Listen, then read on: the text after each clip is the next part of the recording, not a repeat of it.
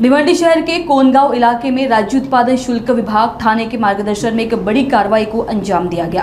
भारत मुकादम चौक स्थित शिवम कॉम्प्लेक्स के flat number 3 में छापेमारी कर मिलावटी नकली विदेशी शराब का बड़ा स्टॉक जब्त किया गया है। गुप्त सूचना के आधार पर की गई इस कार्रवाई में आरोपी संजोग दशरथ मुकादम पुलिस को चकमा देकर फरार हो गया। तलाशी के दौरान 30 प्लास्टिक बोतलें, 1 लीटर की क्षमता वाली 11 बॉक्स नकली विदेशी शराब, 1100 प्लास्टिक के ढक्कन और अन्य सामग्री बरामद की गई। जब्त माल की कुल कीमत करीब 1,28,130 आंकी गई है। पुलिस ने मामला दर्ज कर आगे की जाँच शुरू कर दी है। राज्य उत्पादन शुल्क विभाग की इस कार्रवाई से नकली शराब कारोबारियों में हड़कंप मच गया है। फरार आरोपी की तलाश जारी है। सर्व स्टाफ सरकारी गस्तीवर असताना आम्हाला एका गुप्त बातमीदारामार्फत बातमी मिळाली की कोनगाव परिसरामधील एका कॉम्प्लेक्स मध्ये अवैधरित्या विदेशी मद्य बाळगून त्याची विक्री करत आहे अशी खात्रीलायक बातमी मिळाली।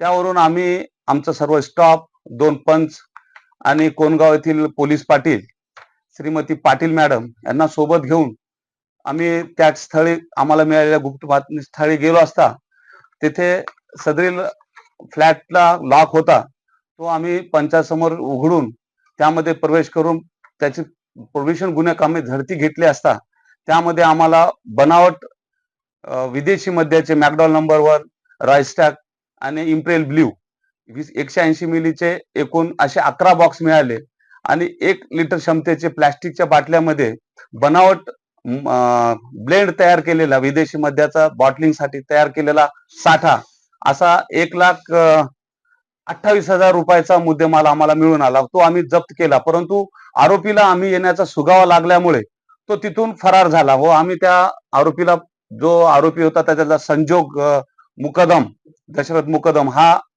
फरार असल्यामुळे त्याला आम्ही फरार घोषित करून त्याच्यावर प्रोबेशन गुन्हा नोंदवण्यात आला। त्याबाबतचे आम्ही त्याच्याकडे बुच वगैरे मिळालेत आम्हाला, तो बनावटच आहे कारण बुच त्याच्याकडे आहेत, कंपनीचे बुच असतात आणि त्याच्याकडे ते बुच राहायला नको ना, तो बुच आहे त्यावरून तो बनावटच आहे आणि तो कुठून आला आहे तो आरोपी आम्हाला सापडल्यानंतरच त्याचा आम्हाला तपास करता येईल। पुढचा आजच्या क्षणी आम्हाला सांगणं उचित होणार नाही, पण ज्या दिवशी तो भेटेल आम्ही त्याबाबतची पूर्ण माहिती घेऊन पुढील कारवाई करू।